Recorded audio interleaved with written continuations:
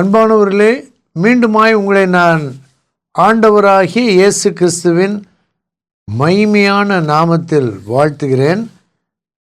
இந்த முறை கொலோசியர் நிருபத்தில் 2ஆம் அதிகாரம் 6-7 வசனங்களை நாம் கவனிக்க போகிறோம். உங்கள் புதிய ஏற்பாட்டில் அல்லது பைபிளில் 276ஆம் பக்கம் திருப்பி கொடுறீங்களா? 276. அங்கே கொலோசியர் 2 அப்படின்னு நீங்கள் பார்க்குறீங்க. கொலோசியர் நிருபம் ஒரு சிறிய நிருபம். தெசலோனிக்கே நிருபங்களுக்கு முன்னால் கொலோசியர் நிருபம் இருக்கிறது. இந்த நிகழ்ச்சியில் 3வது ப்ரோக்ராம் இது. முதல் 2 நிகழ்ச்சிகளிலும் இந்த 2 வசனங்களை மட்டும் நம்ம பார்த்தோம். இந்த 2 வசனங்களிலிருந்து போதனையை கேட்டோம். அதோடு கூட வேத வசனங்களை எப்படி தியானிப்பது, எப்படி மனப்பாடம் பண்ணுறது, எப்படி மனதிற்குள்ளிருந்து எடுத்து யோசிப்பது என்பதை தான் இன்னும் அதிகமாக பார்க்க போகிறோம். ஆகவே நான் சில வழிமுறைகளை உங்களுக்கு அறிமுகப்படுத்துவதற்காக காத்திருக்கிறேன். நீங்கள் தயவுசெய்து என் கூட சேர்ந்து செய்யுங்க. நான் 2 முறை பாருங்கள் அப்படின்னா அப்படியே பாருங்கள்.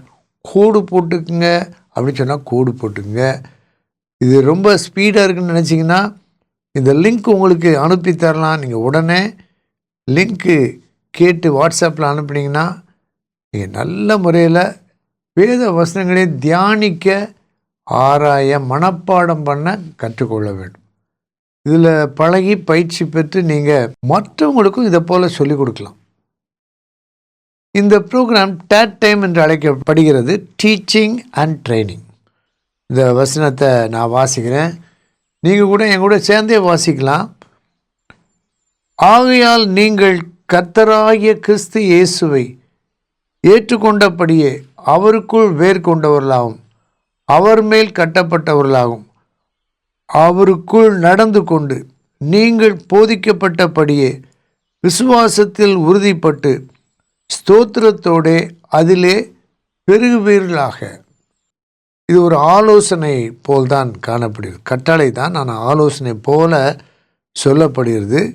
நேரடியாக செய்யுங்கள், செய்யாதேயுங்கள் அந்த மாதிரி கட்டளை. இது ஒரு ஆலோசனை போல கிறிஸ்தவ வாழ்க்கைக்கு மிகவும் முக்கியமான ஆலோசனை இந்த 2 வசனங்களிலும் எழுதப்பட்டிருக்கிறது.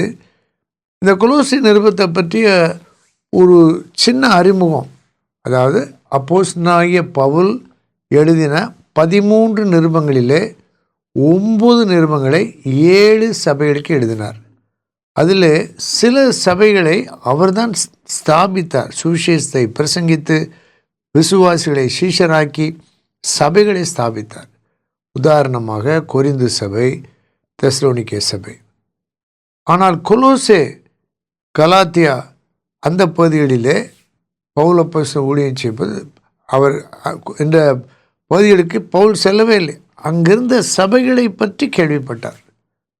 பார்த்திராத விசுவாசிகளை பற்றி அப்போஸ்தலனாகிய பவுலுக்கு எப்படி பாரம் இருந்தது, தரிசனம் இருந்தது, எப்படி அவர்களுக்கு ஆலோசனை கொடுக்கிறார் என்பதைத்தான் இந்த நிருபத்திலே கற்றுக்கொள்கிறோம். கிபி 61 இதை எழுதினார். இது வரிசையில் 12வது புத்தகம். தீகிக்கு என்ற அவருடைய சீஷர் வாயிலாக அதை கொடுத்து விடுகிறார். ரோம் பட்டணத்து சிறைச்சாலையிலிருந்து எழுதுகிறார்.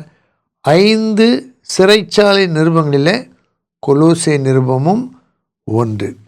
நீங்கள் என்ன பண்ணலாம், இந்த கொலோசேருக்கு எழுதின நிருபம் 274ஆம் பக்கத்தில் ஒரு சின்ன படம் பாருங்கள். அதை பார்த்தா ஒரு சிறைச்சாலை போல் இருக்கும். அப்போ நல்லா அதை ஞாபகம் வைத்து கொள்ளலாம். இப்போ 2ஆம் அதிகாரம் 6-7 பார்க்குறோம். எப்பாப்ரா மூலமாக முதல் அதிகாரத்தில் அந்த வார்த்தையை பார்க்குறோம். அதை மார்க் பண்ணிக்கலாம். பேர்கள் நமக்கு மனசில் இருந்தால் அதிகாரத்தின் செய்தி நமக்கு நன்றாக புரியும். கொலோசை நிருபத்தை அவர் எழுதும்போது ஏன் எழுதினார்னா, ஆதி திருச்சபையில் தாக்குதல் இருந்தது. திருச்சபைக்கு எப்பொழுதுமே எதிரியாகிய சாத்தான் துன்பம் கொடுத்து கொண்டே தான் இருப்பான், வளர்ச்சிக்கு தடை செய்து கொண்டே தான் இருப்பான். ஆகவே தான் சரியான உபதேசம், அஸ்திபார உபதேசம், ஆரோக்கியமான உபதேசம் சபைகளுக்கு தேவை. இன்றைக்கும் அப்படிதான். ஒன்று நேரடியாக தாக்கி ஆலயங்களை இடித்து விசுவாசிகளை துன்புறுத்தி சிலரை கொன்று போட்டு விடலாம், அடித்து. ஆனாலும் சபை வளரும். சில சமயங்களிலே சமாதான குலைச்சலை ஏற்படுத்தி பிரிவினை உண்டாக்கி சபையை தாக்கும். மூன்றாவது, தவறான மாறுபாடான உபதேசம், கள்ள தீர்க்க தரிசனங்களை கொடுத்து சபையின் வளர்ச்சியை தடை பண்ணுவான். இப்பொழுது நாம் கேட்ட அந்த நிலைமைக்கு மாற்றாக தான் பவுல் சரியான உபதேசத்தை கொடுக்கிறார். அங்கிருந்த நிலையை பற்றி சுருக்கமாக நான் சொல்கிறேன். என்னன்னு கேட்டிங்கன்னா, அதாவது இயேசு கிறிஸ்து முற்றிலும் தெய்வீகமானவர் இல்லை. அவர் ஒன்று முற்றிலும் மனிதனாக தான் இருந்திருக்க வேண்டும், அல்லது முற்றிலும் தெய்வீகமாக தான் இருந்திருக்க வேண்டும். அவர் 100% தேவகுமாரனாகவும் மனுஷகுமாரனாகவும் இல்லை.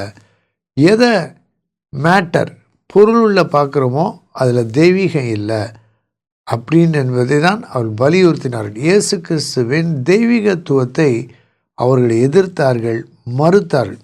ஆகவே தான் இந்த நிருபத்தில் இயேசு கிறிஸ்துவை பற்றி 1:15 19-20 வரை 2ஆம் அதிகாரத்தில் 3ஆம் வசனத்தை 9ஆம் வசனத்தை நாம் பார்க்கும்போது கிறிஸ்து தான் மேலானவர், பெரியவர், அவர் போதுமானவர் என்ற உண்மை நாம் விளங்கிக் கொள்ள முடியும். சிலுவையில் என்ன செய்தார் என்று 2:15 பார்க்கிறோம். ஆகவே தான் மனித சடங்காச்சாரங்கள், பாரம்பரியங்கள், கட்டுப்பாடுகள் இவைகளை கொண்டு தவறான விதத்திலே ஆவிக்குரிய வளர்ச்சியை சாத்தான் சபைகளிலே தடுத்து போடுகிறான்.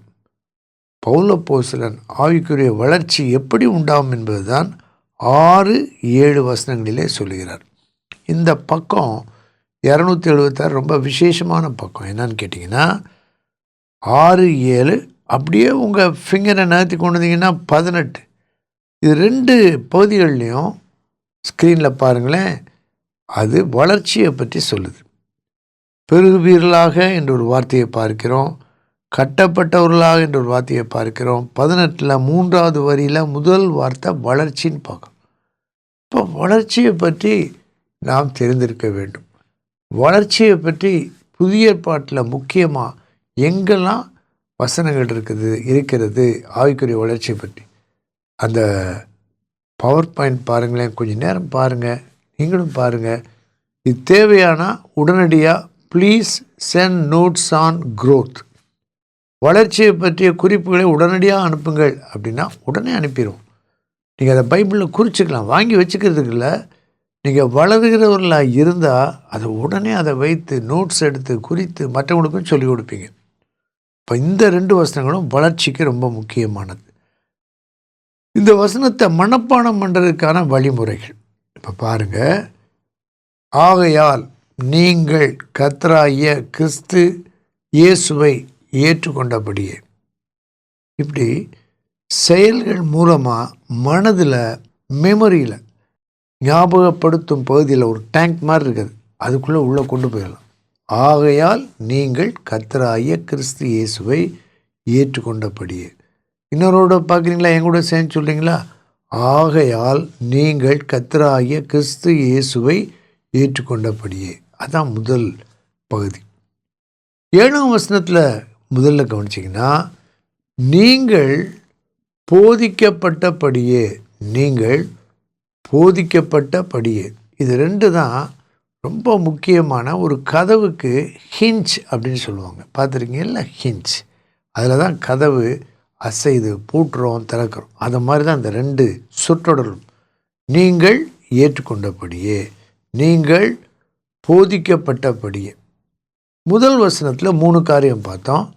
அவருக்குள் வேர் கொண்டவர்களாகவும், அவர் மேல் கட்டப்பட்டவர்களாகவும், அவருக்குள் நடந்து கொண்டு. இப்படி இந்த ஒவ்வொரு வார்த்தையோடும் கொஞ்சம் நேரம் நம்ம செலவழிக்கலாம். இப்போ இந்த முதல் 6 வார்த்தைகள் அதை நம்ம மனசுக்குள்ளே ஃபிக்ஸ் பண்ண போகிறோம். ஒரு ஆணி வைத்து சுத்தியில் கொண்டு ஒரு 5-6 தடவை அடித்தா தான் அது உள்ளே போகும். அல்லது ஸ்க்ரூவை 4, 5, 6, 7 அந்த மரைகள் போகிற வரைக்கும் திருகினா தான் அந்த ஸ்க்ரூ உள்ளே ஃபிக்ஸ் ஆகும். அதை மாதிரி தான் இப்போ நான் செய்கிறத கவனிங்க, நல்ல கவனிங்க, என் கூட சேர்ந்து செய்யலாம். ஆகையால் நீங்கள் கர்த்தராகிய கிறிஸ்து இயேசுவை ஏற்றுக்கொண்டபடியே, ஆகையால் நீங்கள் கர்த்தராகிய கிறிஸ்து இயேசுவை ஏற்றுக்கொண்டபடியே, ஆகையால் நீங்கள் கர்த்தராகிய கிறிஸ்து இயேசுவை ஏற்றுக்கொண்டபடியே, ஆகையால் நீங்கள் கர்த்தராகிய கிறிஸ்து இயேசுவை ஏற்றுக்கொண்டபடியே, ஆகையால் நீங்கள் கர்த்தராகிய கிறிஸ்து இயேசுவை ஏற்றுக்கொண்டபடியே, ஆகையால் நீங்கள் கர்த்தராகிய கிறிஸ்து இயேசுவை ஏற்றுக்கொண்டபடியே. இப்போ என்ன பண்ணியிருக்கோம், ஒரு 6 மர ஸ்க்ரூ டிரைவரில் உள்ள ஏற்றுறது போல் மனசுக்குள்ளே கொண்டு போயிருக்கும். இது மனன செய்தியில் ரொம்ப முக்கியமான படி. இதை 6 முறை எழுதவும் செய்யலாம். அந்த சின்ன 6 வார்த்தைகள் உள்ள சொற்றொடரை எழுதலாம். இப்படி பண்ணால் என்ன ஆகுனா, இந்த வார்த்தைகள் நம்முடைய மனதிற்குள்ளே போயிட்டு அங்கேருந்து நம்முடைய நினைவுக்கு, கான்ஷியஸ் மைண்டுக்கு வெளியே வரும். இதுதான் நம்முடைய மனதை தேவையற்ற, தவறான, தவிர்க்கப்பட்ட எண்ணங்களுக்கும் உணர்ச்சிகளுக்கும் இடம் கொடுக்காமல் காத்துக்கொள்கிறது. இந்த ஒரு பகுதியை மட்டும் பார்த்தோம்.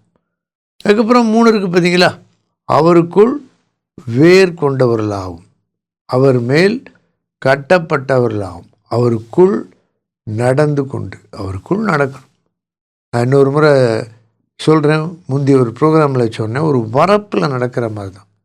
அல்லது ஓட்டப்பந்தய வீரர் ஒருத்தர் அவருக்கு கொடுக்கப்பட்ட ட்ராக்கில் அதை தவறாமல், மிஸ் பண்ணாமல், எவ்வளோ வேகமாக ஓடினாலும் அவருடைய ட்ராக்கில் ஓடுற மாதிரி தான். இயேசுக்குள்ளே தான் நம்ம இருக்கணும். பல ஒழுங்கு என்று சொல்லப்படுகிற பல பாரம்பரிய வழக்கங்கள், பொருளற்ற மாம்சீக உலக பிரகாரமான காரியங்கள், இதைத்தான் 19வது வசனத்திலையும் 23வது வசனத்தையும் பார்க்கணும். இதெல்லாம் நமக்கு உதவி செய்யாது. நம்ம கிறிஸ்துவாகிய அவர் தான் முக்கியம். அவருக்குள்ளே நம்ம வளர்கிறதுக்கு சில ஒழுங்கு தேவை. இப்போ பாருங்கள், 5ஆம் வசனத்தில் 7ஆம் வசனத்தையும் 2ஐயும் பாருங்கள். பார்க்குறீங்களா? 5, 7.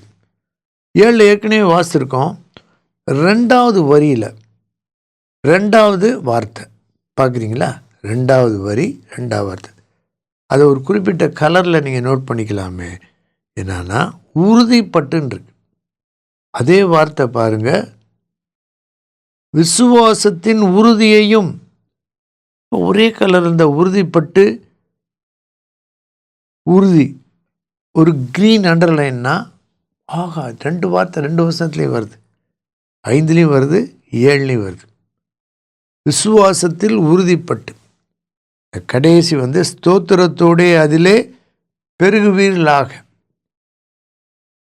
இந்த வேளையில் இந்த வார்த்தைகளை வைத்து தொடர்ந்து யோசிப்போம். அடுத்த நிகழ்ச்சி, 4வது நிகழ்ச்சியில் இன்னும் எப்படி தியானம் பண்ணுறது அப்படின்னு கற்றுக்கொள்வோம். அன்பின் தகப்பனே, நன்றியோடு உம்மை துதிக்கிறோம்.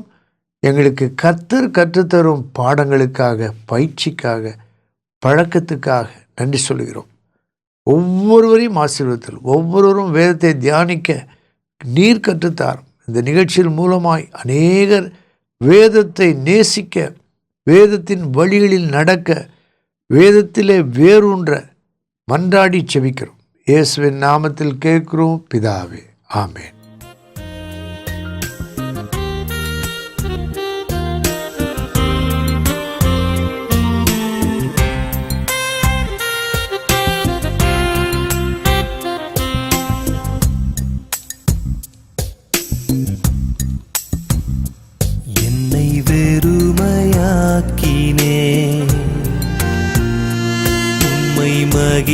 மகிமைப்படுத்தினே, என்னை வெறுமையாக்கினே, உம்மை மகிமைப்படுத்தினே. நான் யார் ஒரு மனிதன் தானே, நான் யார் வெறும் களிமண் தானே, நான் யார்